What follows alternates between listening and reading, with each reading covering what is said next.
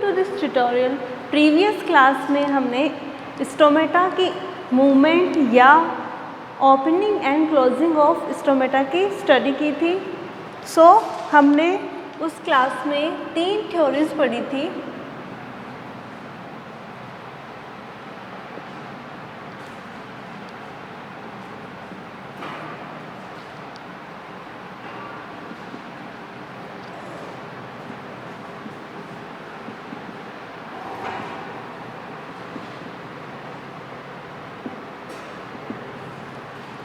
तो हमने उसमें फर्स्ट थ्योरी पढ़ी थी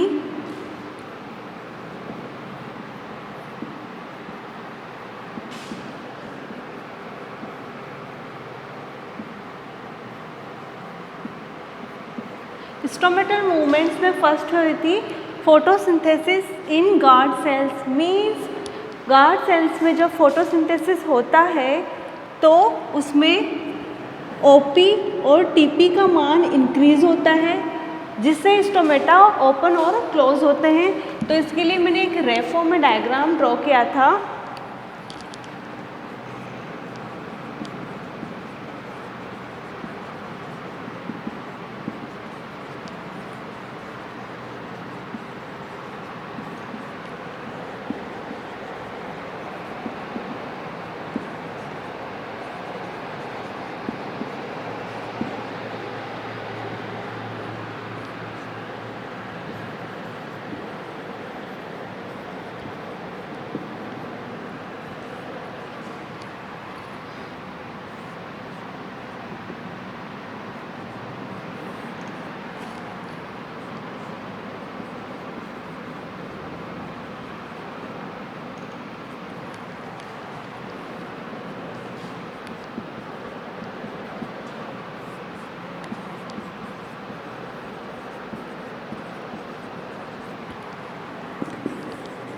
तो इस थ्योरी का प्रतिपादन किया था वॉन मॉल ने। उसके अनुसार जब डे कंडीशन होती है तो गार्ड सेल्स में फोटोसिंथेसिस की रिएक्शन होती है। जब फोटोसिंथेसिस होगा तो उन गार्ड सेल्स में कार्बोहाइड्रेट का फॉर्मेशन होगा। जब कार्बोहाइड्रेट बनेगा तो वह उस गार्ड सेल के माध्यम में घुल जाएगा और उन गार्ड सेल्स की कंसंट्रेशन को हाई कर देता है, जिसके फलस्वरूप ऑस्मोटिक प्रेशर का मान इंक्रीज होता है और सब्सिडियरी सेल से जो कंटेंट वाटर कंटेंट होता है वो गार्ड सेल्स में आ जाता है। मींस एंडोऑस्मोसिस हो जाता है जिससे उनमें टर्गर प्रेशर का मान इंक्रीज होता है और स्टोमेटा ओपन होते हैं। लेकिन जब डार्क कंडीशन होती है या रात का वक्त होता है तो उसमें फोटोसिंथेसिस नहीं होता है, जिससे कार्बोहाइड्रेट का फॉर्मेशन नहीं होता है। सेल सेप की कंसंट्रेशन देन गिर जाती है। सेल सेप की कंसंट्रेशन घटेगी तो ओपी का मान घटेगा और एंडोऑस्मोसिस की जगह एक्सोऑस्मोसिस होगा और टर्गर प्रेशर भी कम हो जाएगा और स्टोमेटा क्लोज हो जाएंगे। फिर मैंने सेकंड थ्योरी पढ़ाई थी आपको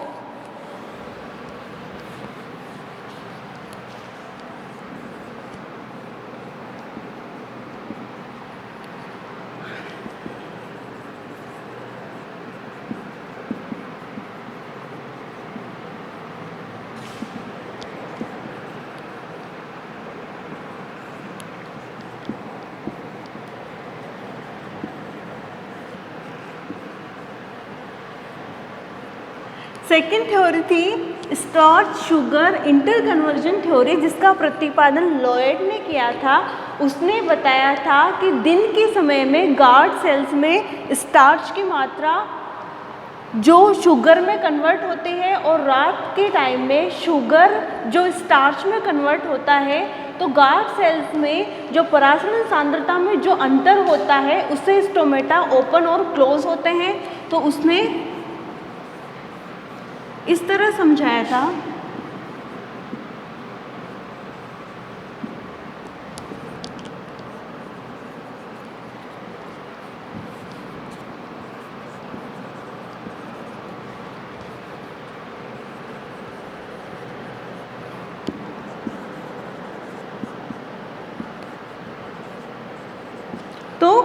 जब दिन के समय में स्टार्च शुगर में कन्वर्ट होता है तो स्टोमेटा ओपन होंगे, और जब रात के समय में शुगर स्टार्च में कन्वर्ट होता है तो स्टोमेटा क्लोज होंगे। थर्ड थ्योरी थी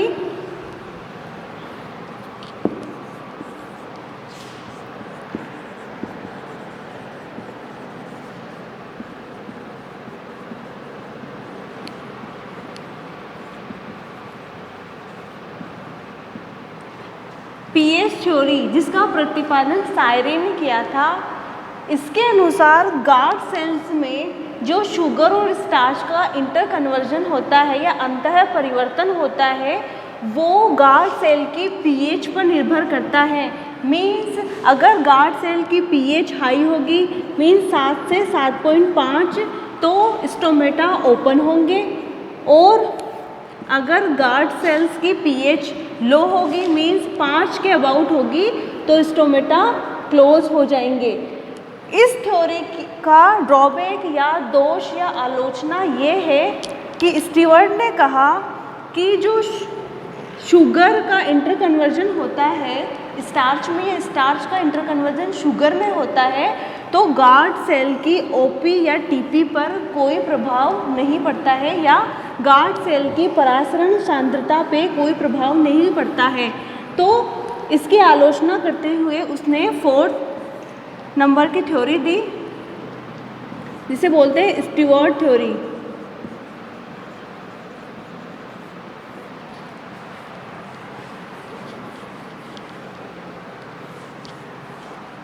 इसका प्रतिपादन भी स्टीवर्ट ने किया था। इसने बताया कि जो गार्ड सेल्स में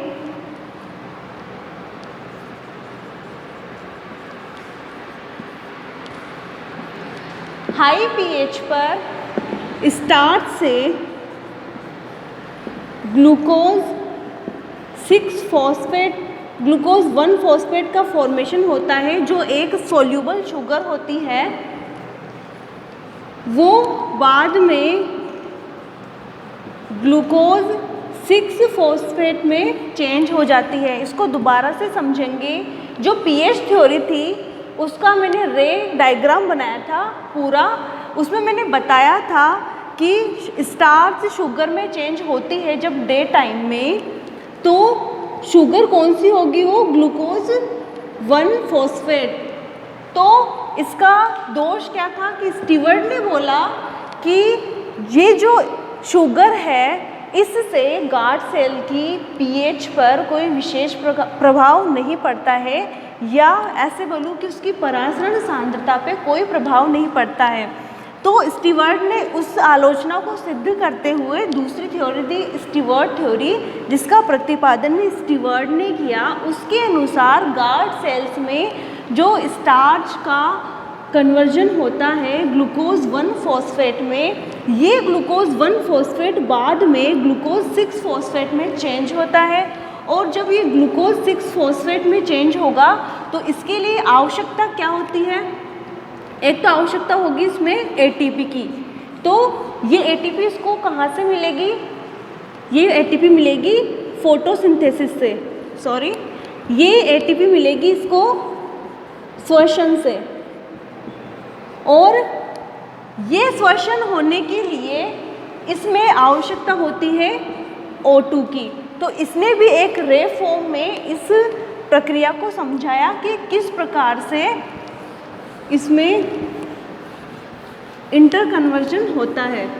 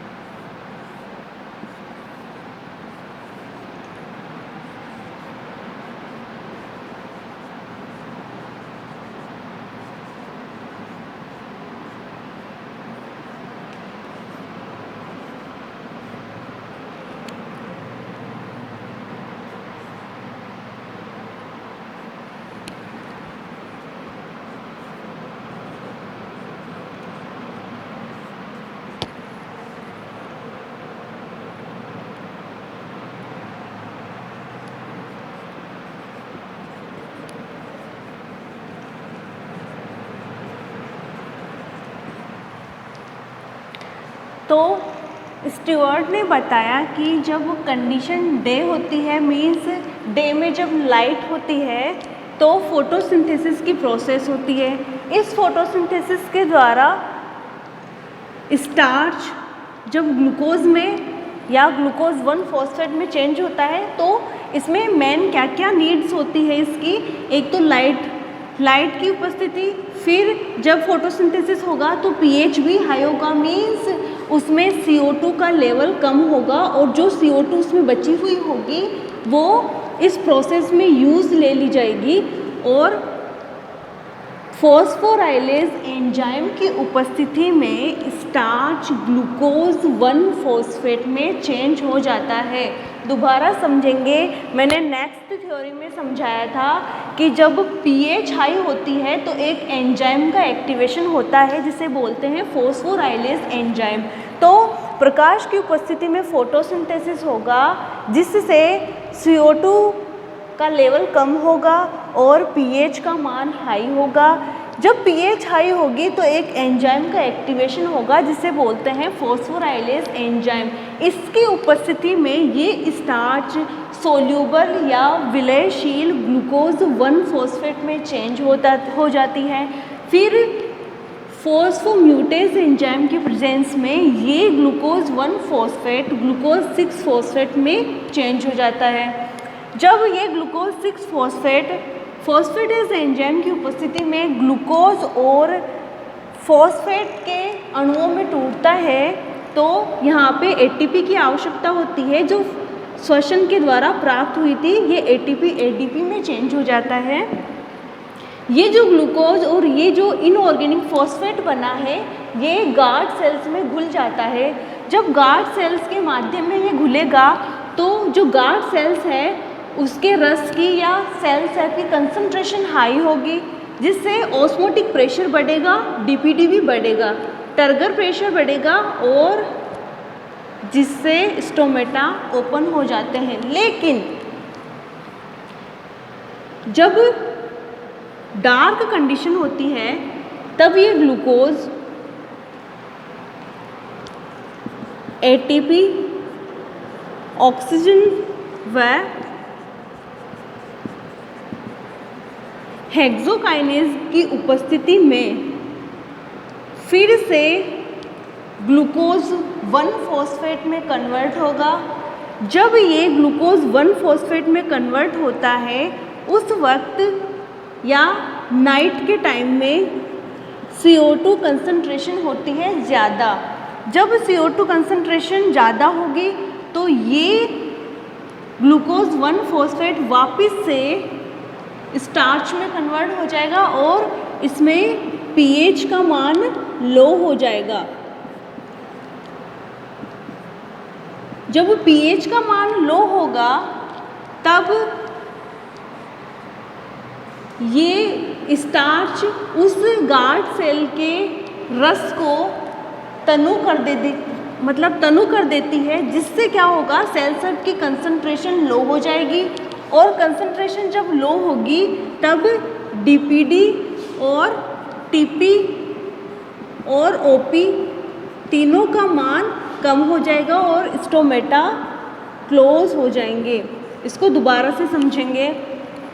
डे कंडीशन में स्टार्च ग्लूकोज 1 फॉस्फेट में चेंज होता है फॉस्फोराइलेज एंजाइम की उपस्थिति में जिसका एक्टिवेशन हुआ था हाई पीएच पर। ये जो ग्लूकोज 1 फॉस्फेट है इसका फॉस्फोम्यूटेज एंजाइम की उपस्थिति में ग्लूकोज 6 फॉस्फेट में रूपांतरण हो जाता है।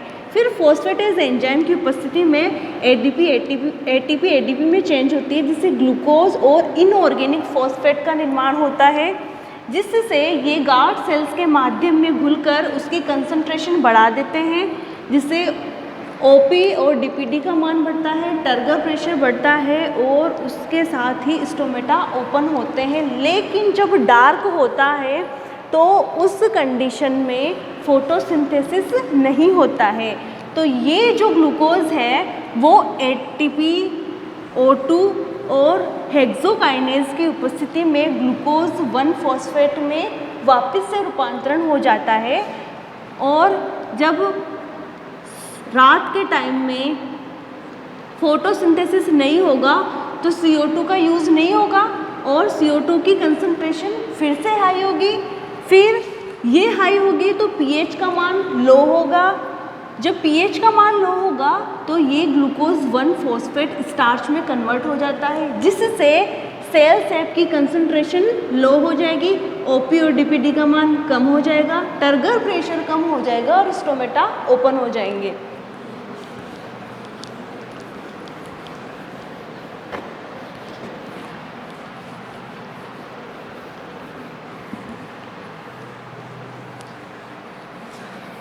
लेकिन इस थ्योरी के कुछ ड्रॉबैक्स या दोष हैं, क्योंकि शुगर का स्टार्च में इंटर कन्वर्जन या स्टार्च का शुगर में इंटर कन्वर्जन या अंतर परिवर्तन एक स्लो प्रोसेस है और जो रंध्रों के खुलने और बंद होने की प्रक्रिया है वो एक फास्ट प्रोसेस है, तो इससे यह संभव नहीं हो सकता। फिर इसके बाद में एक और थ्योरी आई,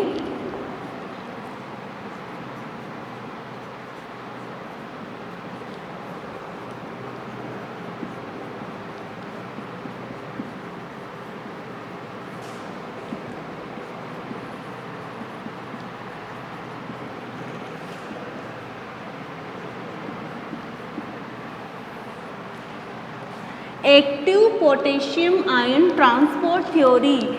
इसका प्रतिपादन लेविट ने किया था। उसके अनुसार स्टोमेटा का बंद होना व खुलना पोटेशियम आयन की सांद्रता पर निर्भर करता है या पोटेशियम आयन के स्थानांतरण पर निर्भर करता है। यह जो थ्योरी है वह मॉडर्न थ्योरी है।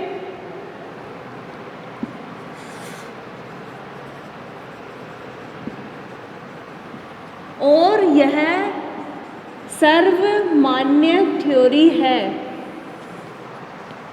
इतनी जितनी भी अपन ने थ्योरीज पढ़ी उसके अंदर ये सबसे मॉडर्न थ्योरी है और यह सबसे सर्वमान्य थ्योरी है जिसका प्रतिपादन लेविट ने किया था। इसके अनुसार जो गार्ड सेल्स के बाहर सबसिडियरी सेल्स होती है उनमें पोटेशियम आयन उपस्थित होते हैं और इन पोटेशियम आयन के स्थानांतरण से ही स्टोमेटा खुलते व बंद होते हैं। तो मैं इस थ्योरी को आपको एक रे फॉर्म में समझाती हूँ।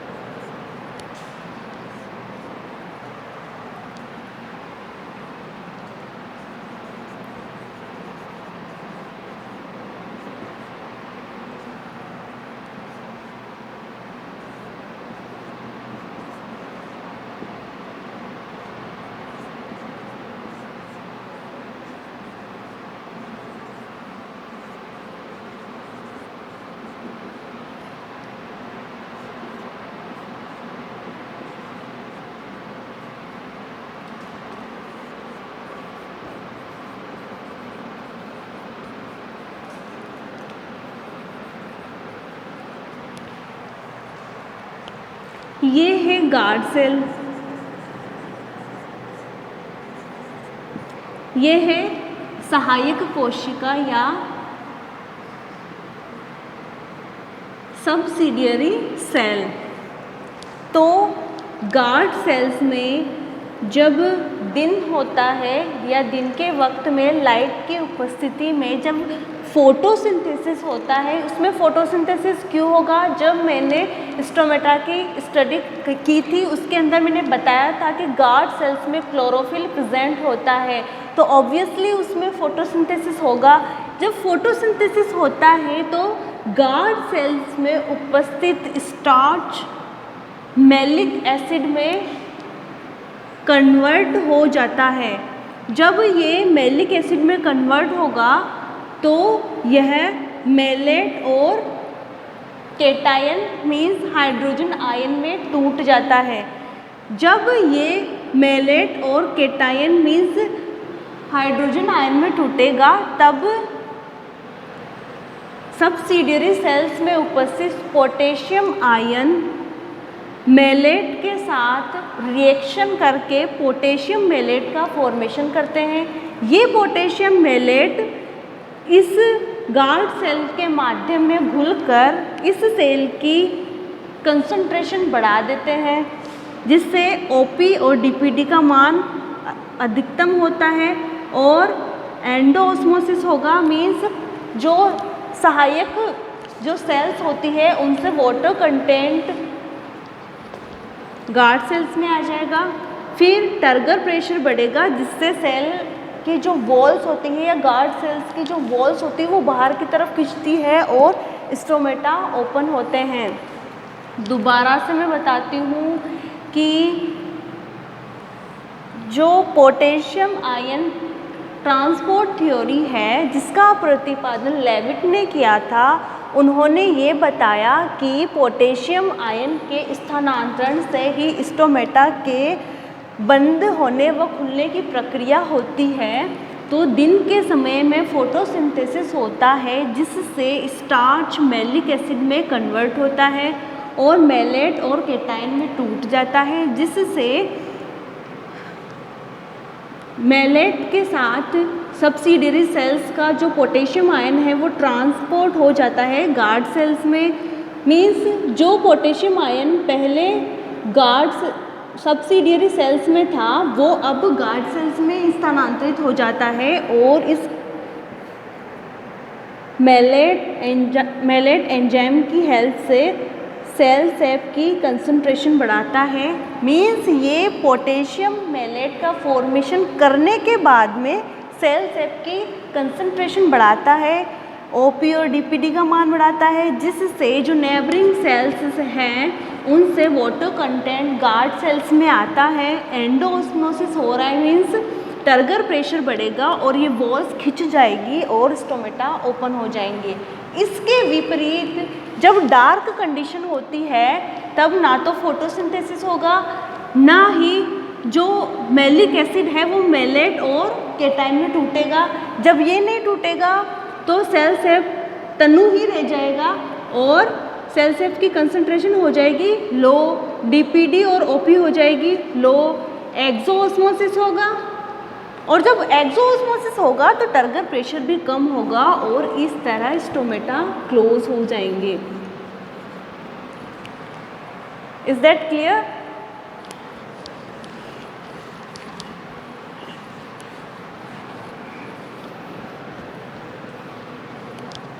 अब है स्टोमेटल मूवमेंट, रंध्रीय गतियों को प्रभावित करने वाले कारक या opening and closing of stomata affecting factors.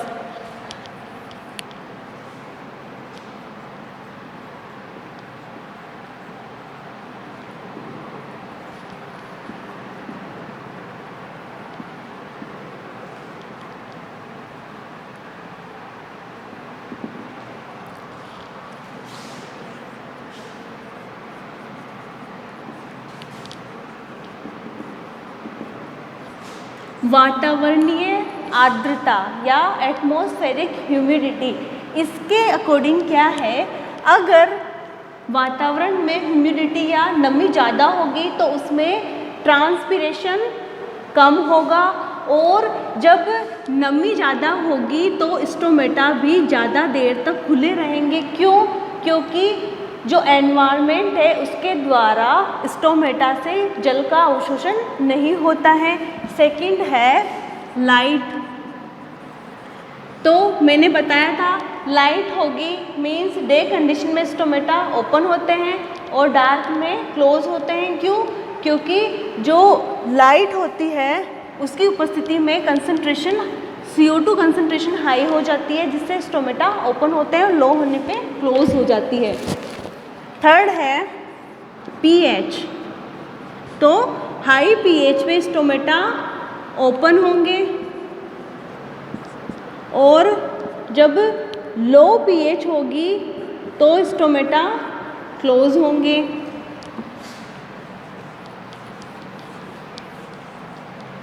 इस तरह आपके स्टोमेटल मूवमेंट्स को ये कुछ मेन फैक्टर्स अफेक्ट करते हैं। Thank you.